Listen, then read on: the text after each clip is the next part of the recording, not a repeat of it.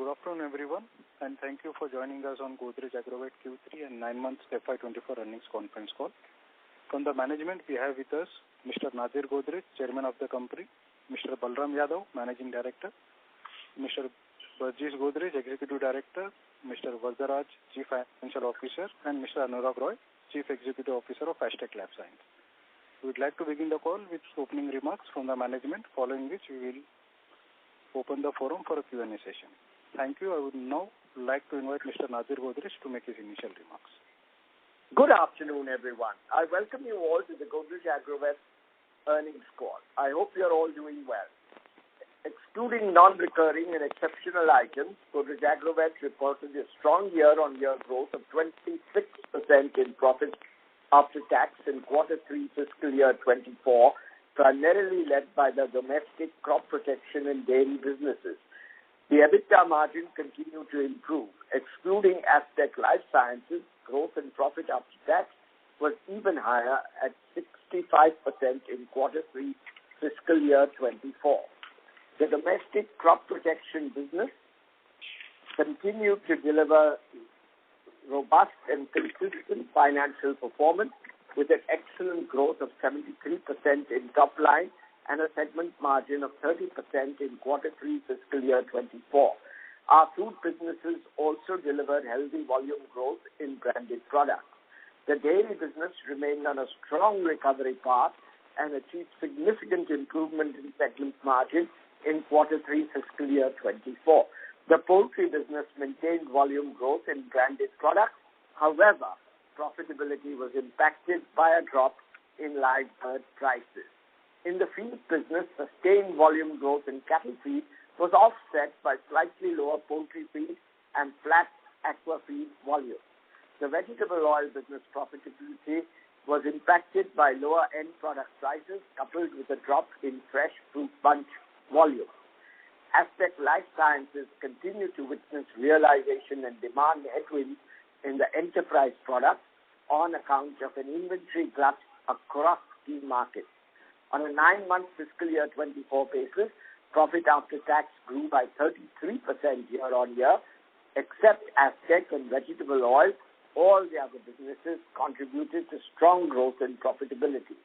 Now coming to the key financial and business highlights of each of our business segments, the animal feed segment achieved the highest ever quarterly volume in Q3 fiscal year 24. Continued growth in cattle feed volumes of 8% year-on-year was offset by lower poultry feed sales. Segment margin was adversely impacted due to the unfavorable commodity movement. In the vegetable oil segment, lower end product prices and a marginal drop in fresh fruit bunches impacted top line and profitability in Q3 fiscal year 24. Crude palm oil and palm kernel oil prices were lower by 9% and 12% year-on-year respectively. The oil extraction ratio, however, improved sequentially as well as versus Q3 fiscal year 23. The standalone crop protection segment maintained strong growth momentum in the third quarter as well. The top line and margin growth in Q3 fiscal year 24 was driven by higher sales of in-licensed portfolio and plant growth regulator products, coupled with lower returns as compared to the previous year. In Astec LifeSciences, and the enterprise business has been facing extremely challenging external market conditions, which have severely impacted its top line and margin performance. Continued destocking in the export markets and excess supply from China resulted in a significant margin erosion of the enterprise business.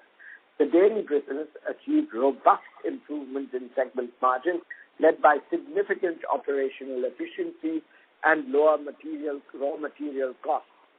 Value-added products revenues grew by 20% year-on-year in Q3, with the salience of value-added products increased to 36% of total sales in the 9 months of fiscal year 24 from 32% a year ago.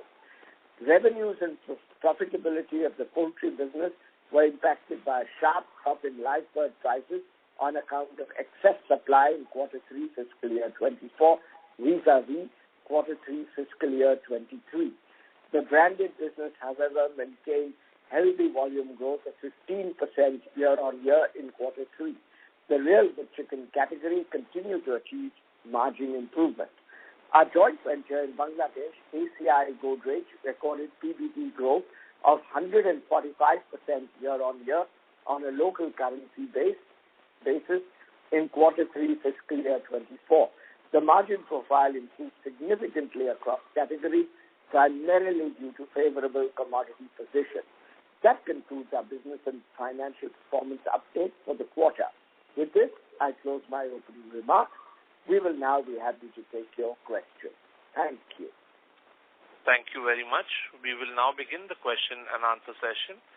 Anyone who wishes to ask a question may press star and 1 on the touch-tone telephone.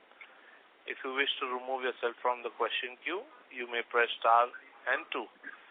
Participants are requested to use handsets while asking a question.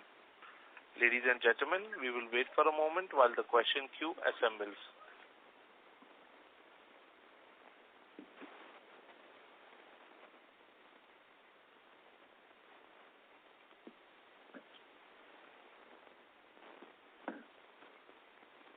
The first question is from the line of Sarvan Vora from Premier Capital. Go ahead. Hi. Thanks for the opportunity. My first question is to Mr. Roy on Aztec Life Sciences. Sir, I wanted to better understand from you how we are looking at the CDMO business going ahead, and little more qualitative color from you on how things have panned out in the last 2-3 quarters since our R&D facility was commissioned. Yeah, thanks for the question.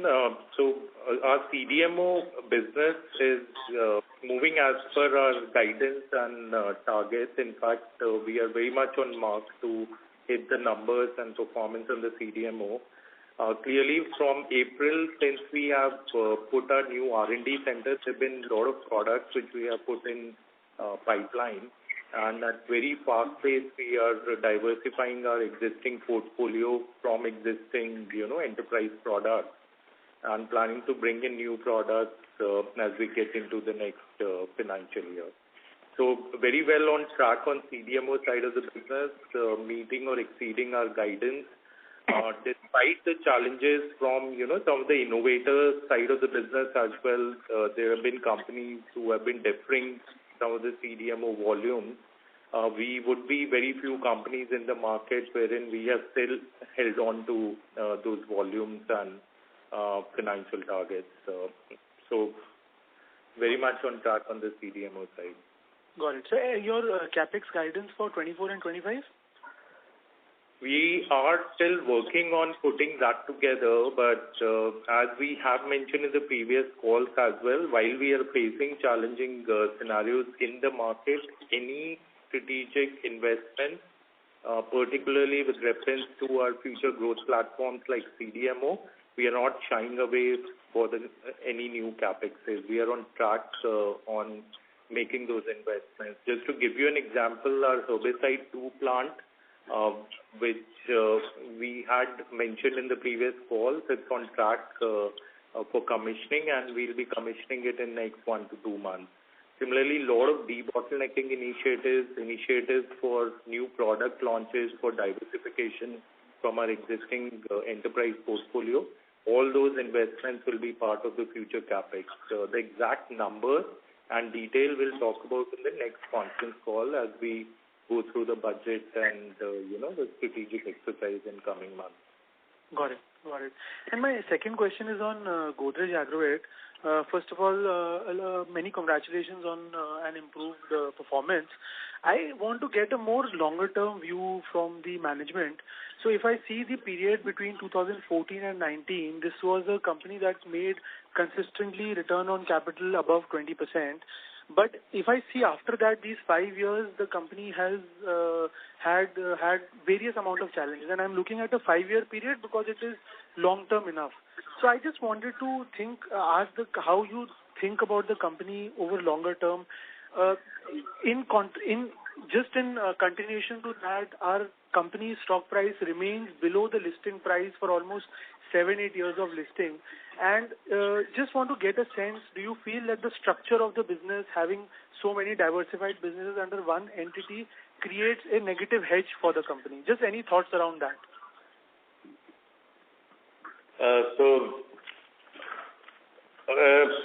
Let me just answer the portfolio question first. I think the food and agri businesses all over the world are cyclical as well as seasonal. And you have already seen what has happened to a company like Aztec Life Sciences, which was a star company till about few quarters ago. But this is the nature of these businesses. And one of the advantages we had at one time of having these multiple businesses was hedge, because at least even if one or two businesses don't do well, rest of the businesses will do well. But of course, there is a realization that we should do a few things, but we should do them in a bigger scale, put bigger investments. I think that portfolio strategy is being played out, will be played out in time to come, and we are conscious of the fact that the share price needs to go up.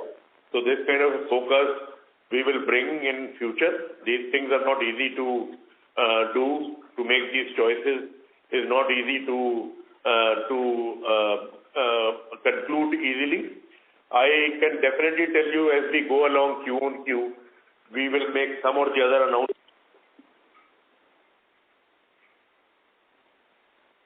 Ladies and gentlemen, please stay connected while we reconnect the management line.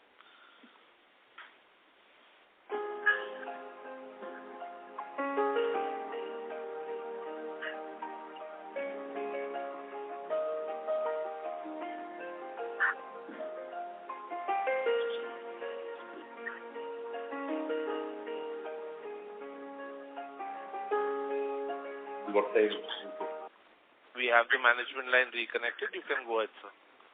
I don't know at what point it got disconnected. So can you refresh till what point you got? You were talking about the portfolio.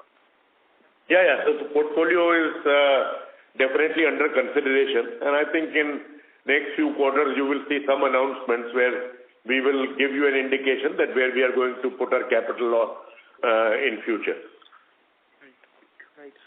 Thank you so much, sir. I just made that point because we are market leaders in almost all our segments, and we just don't get the desired recognition that we should. So as a concerned investor, I just wanted to make that point for you. Thank you so much for answering my question. 100%, but I must tell you that if you see, margin expansion is one of the key, focus area for us.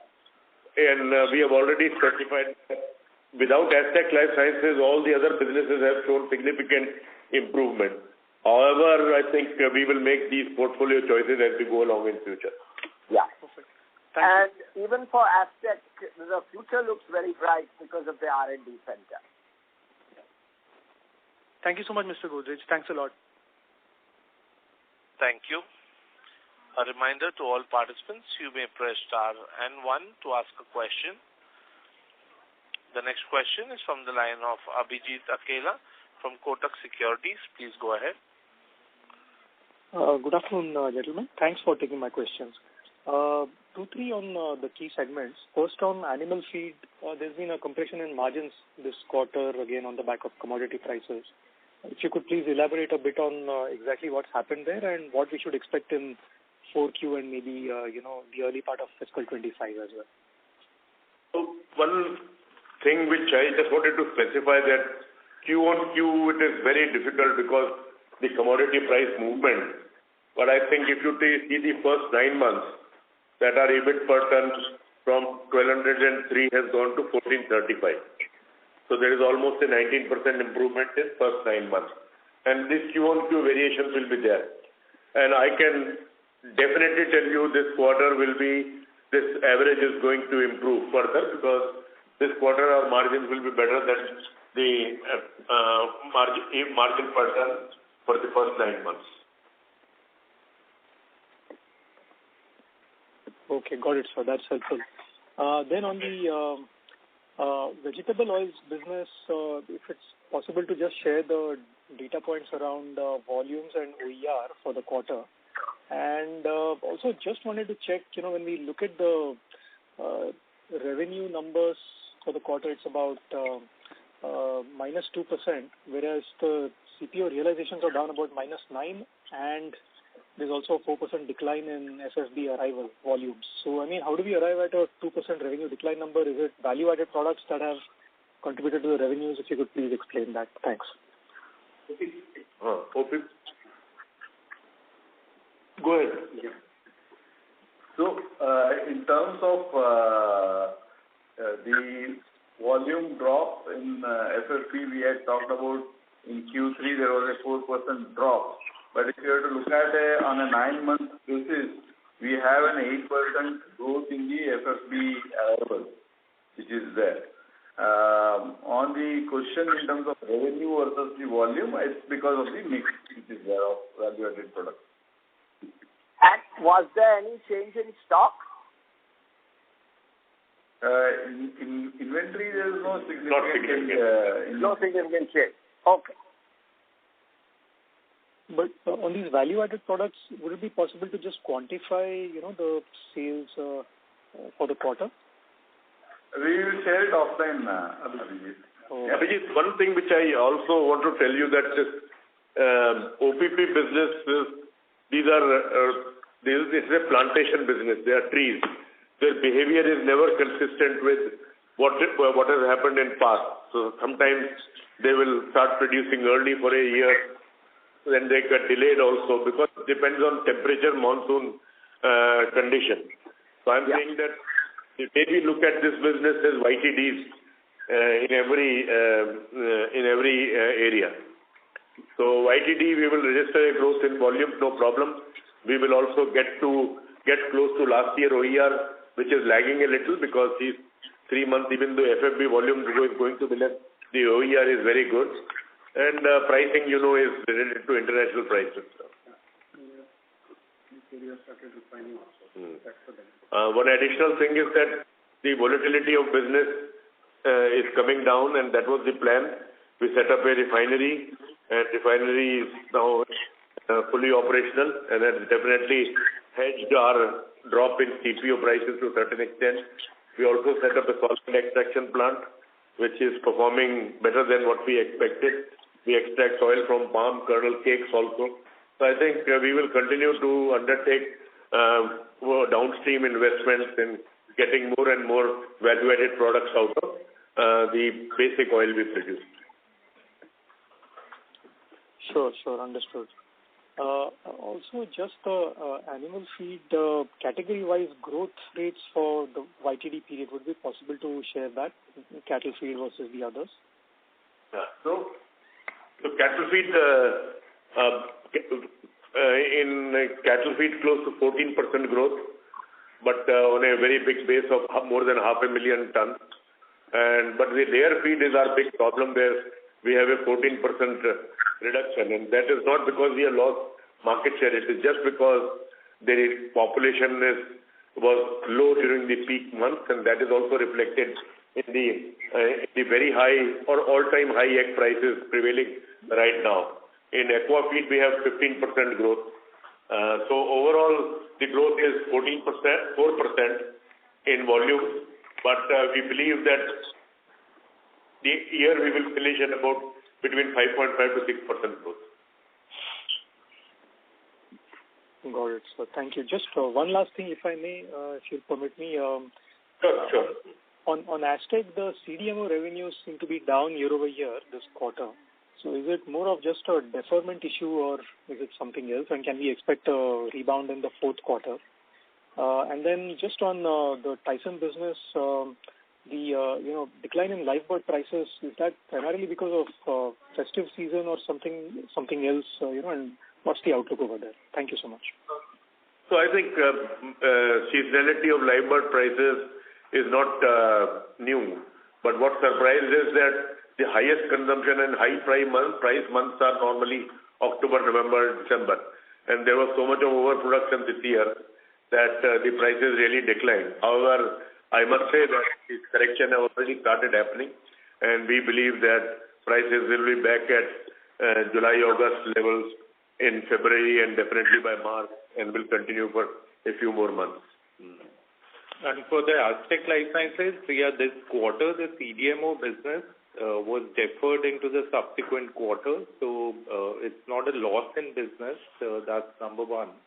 The number two, as I mentioned earlier, we are on target to meet or exceed our commitment on the CDMO performances or revenues, as we have indicated in the previous call.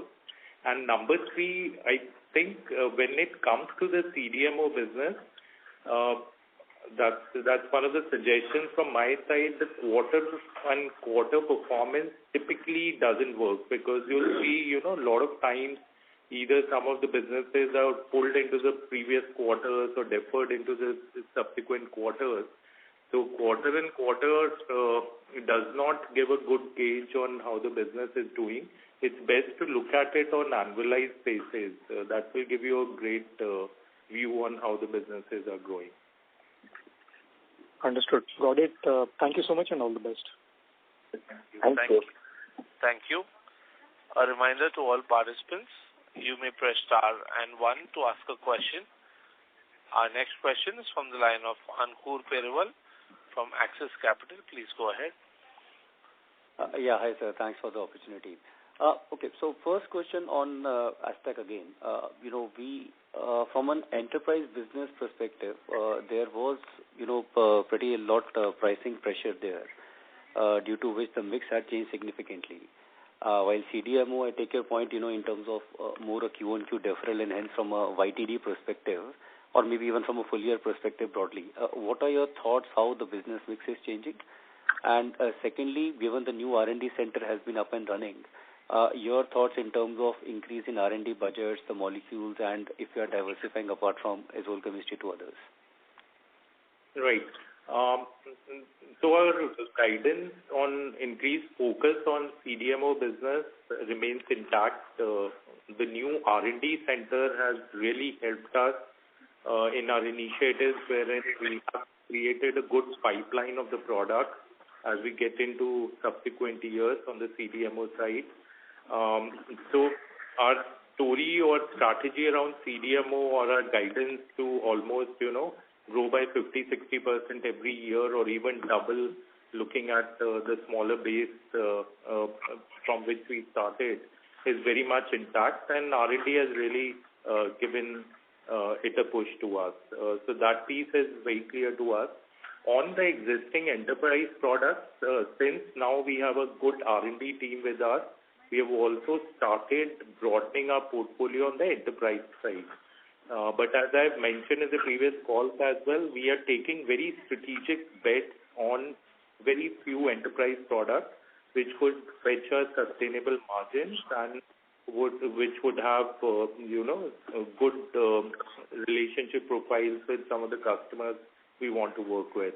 So happy to say that at a very fast pace, we have been almost in the last stages of at least bringing in a couple of new products within the enterprise segment, and the impact of that will be seen in, say, FY25 and beyond on that part of the business as well. So I think two clear messages. One, keep pushing on the CDMO side of the business at much faster double-digit growth rate, upwards of 40 to 50%, and then diversify from the existing role products from where we had significant financial or performance issues in the last 2-3 quarters. And we have been working at very fast paces on all these two initiatives thanks to our R&D center. Sure. That's helpful. So YTD in Aztec, we have done around 300 odd crores revenue versus 500 odd crores, year on year, 9 month numbers. Will it be fair to say that FY25, the new products ramp up, etc., since you mentioned portfolio expansion there, should be able to compensate for the products which we will let go of? That is what we are targeting or focusing on. To what extent we should be able to cover these gaps, we'll still have to see. So we are, as we get into FY25, our goal is to, completely have a plan in place that if these products don't come back in the pricing or the volume, we still are able to, get to some kind of financial performance which are appreciable. That's one. And I would say, it should cover broadly for all these negative losses from the existing Zoll products. Second thing, on our existing asset base also, we are also looking at what products we fit in so that we maximize our return on assets. Clearly on the existing Zoll products, because of the huge inventories in the market, there have been pressure on utilizing our existing capacities as well to fullest on the enterprise products. So we are also modifying it appropriately to fit in our new products in a way wherein the capexes could be minimized while the revenues could be at the highest and fetching in good double-digit margins for these products. So all those things have been heavily worked on in this lean period of 2-3 quarters, and we are expected to show good benefits as we get into FY25 despite volatility or challenging conditions in the market.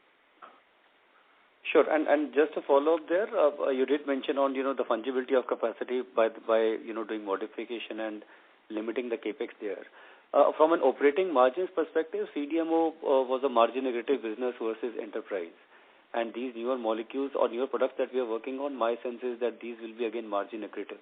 So the current losses that we are seeing, any thoughts there in terms of, profitability or margins, let's say, over the next 2-3 years?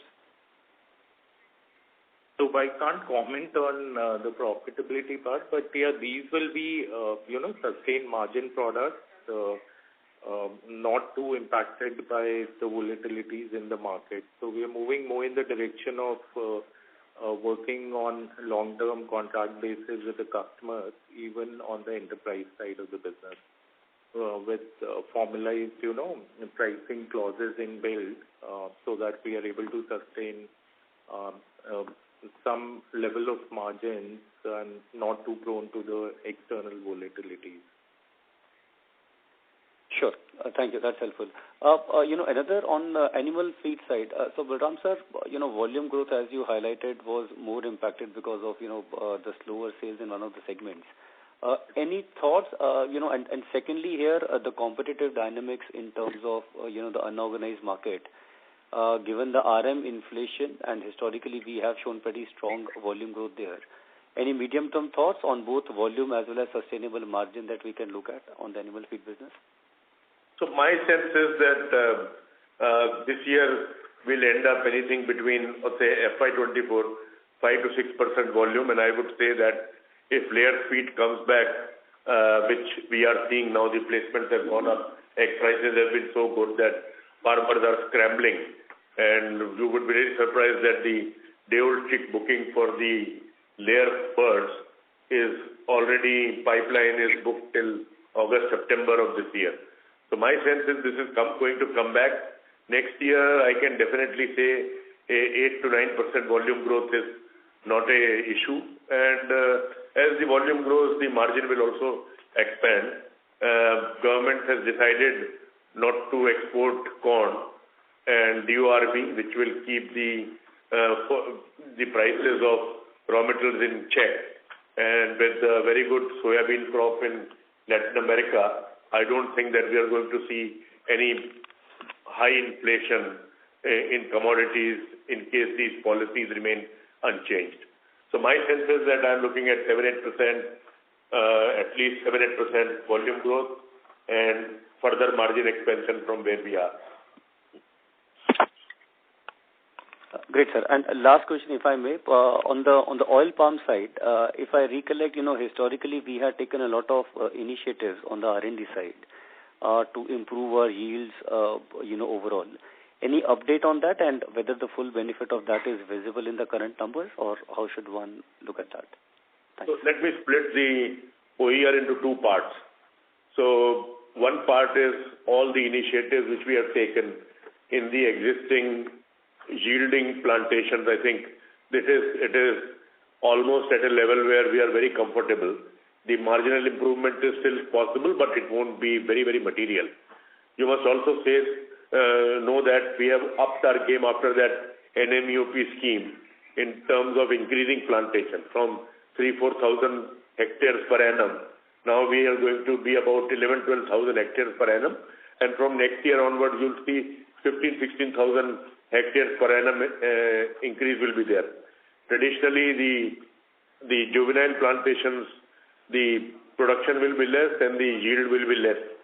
So we will have to, on our part, we will start segregating and start showing that how much is yielding and how much is juvenile and how much is in growing state, so that you can understand it more.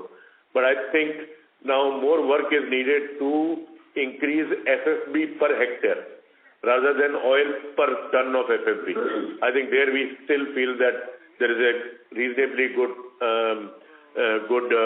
opportunity by improving the package of practices. And I don't know whether you follow us or not. We have started setting up the Samadhan Center, and we have already set up 6-7 centers, which are one-stop shop for farmers, including a training room. We give fertilizer, we aftermarket services for drip irrigation, and all the critical things needed, including training, plus harvesting assistance, equipment assistance, etc. I think that is one thing which, whenever we have set up the Samadhan Center, we are seeing improvement in both areas, yield as well as OER. And we will, today we are at about 6, I think this year, the next year, that is FY25, we are going to set up about 14-15 more. And that will be our big initiative in terms of improvement of efficiencies and productivity. Sure, sir. That's helpful. Thank you and all the best. Thank you. Our next question is from the line of Siddharth Gadekar from Equirus. Please go ahead. Yeah, my question is for Anurag. So on enterprise business, we just spoke about diversifying away from the existing products that we have. Could you give some sense in terms of like what kind of segments are we targeting there? And in terms of Chinese competition also, how are we looking at things? Secondly, on the existing enterprise product prices, if we look at products, if we look at the pricing, they are currently below cost. Could you give some sense of how much inventory are we carrying in those two products? Right. So let me, add to what I was saying earlier. When I say diversification, I'm not saying that the existing products we are moving away from it. We are diversifying to other products in the same platforms or in a different technology platform, so that if in future we go through such market volatility, we have a better play across the enterprise products to balance our sustained margins. So that's one clarification which I want to bring. So if maybe as we get into next year and the Zoll platform still remains subdued from the pricing perspective, we'll have, few of the other products which could at least give us the utilizations and some level of profitability. So that's one part of it. Second part of it, these products are in the Zoll platform or the related, the technology platforms where we are very well equipped looking at our existing asset profile. So they could or could not be in the existing Zoll platforms. That's what we are looking at, what best we can, fit in the existing asset base which we have currently. So that's the answer to your second question. Was there, I think, I hope that answers the two parts of the question. Just one more thing in terms of inventories, how much inventory in raw material and finished goods are we carrying in the enterprise segment? See, on the inventory side, on few of our products, we have been successfully able to liquidate our inventories, and we are at market price right now. So we are getting the products at the market price, and the final prices on those products are also selling at the market price. But the caution here is, right now the export prices are so low that even on those products, making it and selling it still is not fetching too much of profitability. So on few of them, we have successfully liquidated our inventory. There are still one or two products where we're still carrying the inventories, and very strategically looking at the right uptick in the demand profile, we'll be liquidating that in the coming quarters. Okay, so got it. Thank you. Thank you. Before we take the next question, a reminder to all participants, you may press star and 1 to ask a question. Our next question is from the line of Harshil Mehta from Mehta Vakil and Company. Please go ahead. Good evening, sir. My question was regarding the standalone crop protection business. It's very pleasing to see the turnaround in this business compared to last year.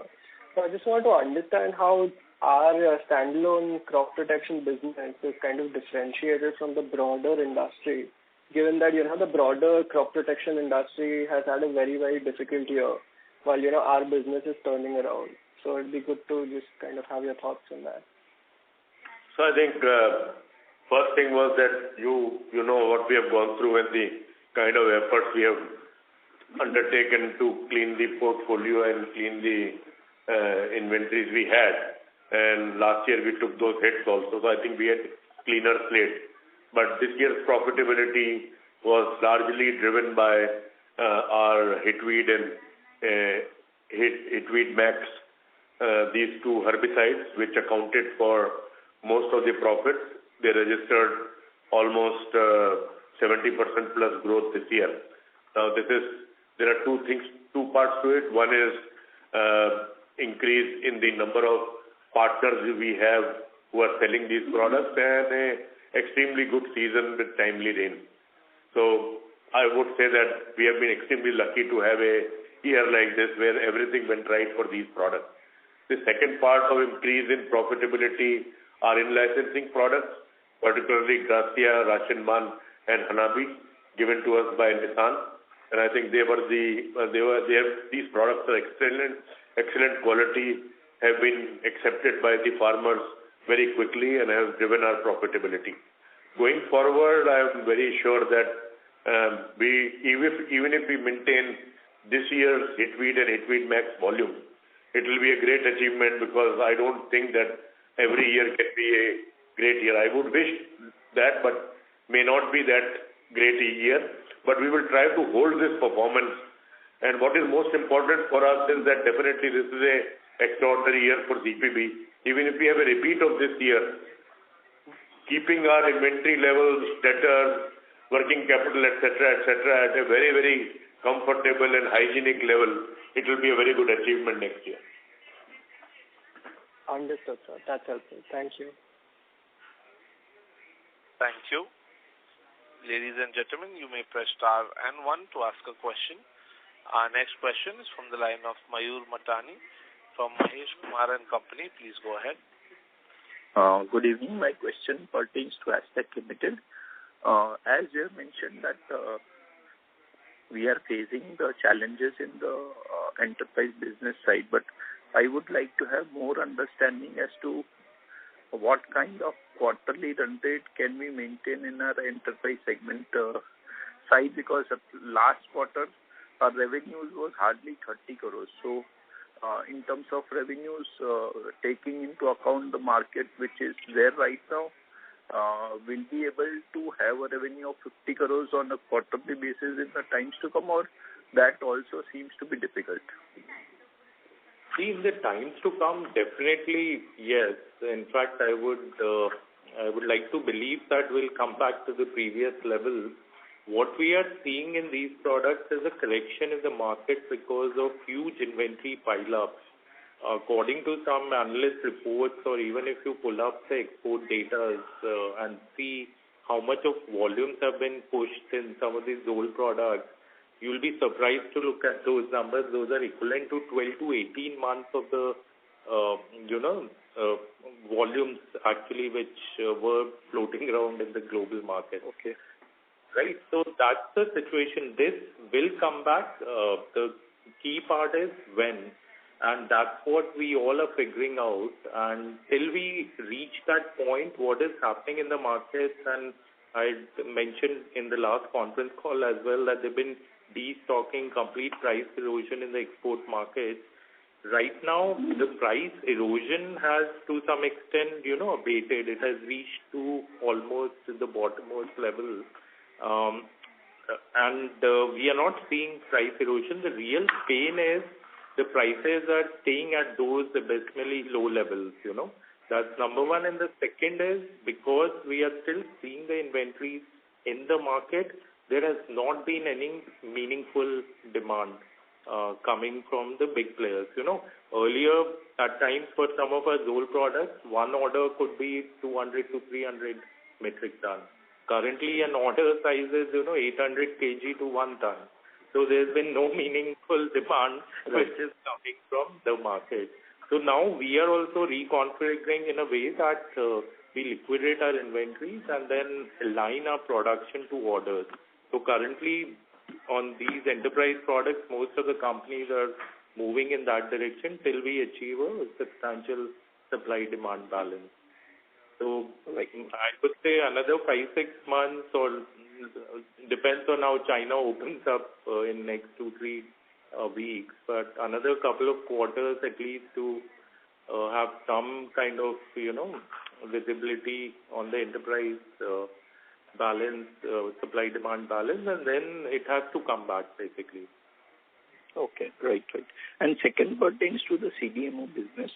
So my question basically pertains to the gross margins and the operating level profitability, which we can maintain over the future. So earlier we were doing gross margins of 40% on a company level basis, where our CDMO business was a small proportion. Now, going by what you are saying and the future prospects, our CDMO business can easily cross the enterprise business. So when do you see that impact on the margins, positive impacts on the margin coming through at the company level?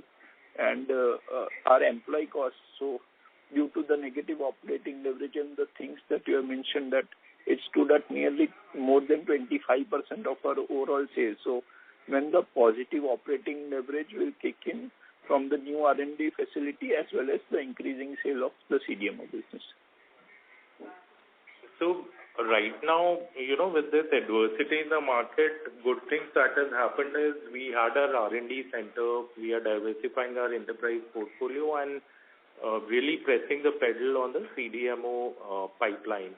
And I would not hesitate to say that as we get into FY25, with the current market situation persists, our CDMO component of the business will overtake the enterprise business, wherein we are definitely fetching 5 to 7% higher contributions as compared to the enterprise business. And add to that, we are now able to take up a lot of life cycle management projects in the R&D, which are again adding 4 to 5%, margins on our product sales. So we are very confident that we get back to these gross margins or exceed those gross margins numbers which you have seen in the business earlier, and it could be as soon as maybe FY25 or FY26. So typically, as you know, for the CDMO business to kick off, if everything goes well on the commercial side and the development side, it takes roughly 3 years to scale up. So any new products coming into the pipeline, year 3 is when you realize the complete optimization and the revenues for those products. So that's what we are targeting, and I think we have deep confidence to achieve that in the coming years. So just I would like to know that we are mentioning that our contribution margins are 5 to 7% higher than the enterprise business, but the situation has changed quite a lot. So can you put a number to the contribution business in the CDMO business? Yeah, steady state. I meant steady state. So if you're making 20-25% on enterprise, you will be looking at 30% plus at least on CDMO, getting even as high as 35 to 40%. Thank you. All the best to you. Thank you. Thank you. Ladies and gentlemen, that was the last question for today. As there are no further questions from the participants, I now hand the conference over to the management for closing comments.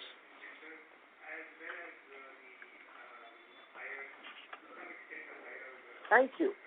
I hope we have been able to answer all your questions. If you have any further questions or would like to know more about the company, we would be happy to be of assistance.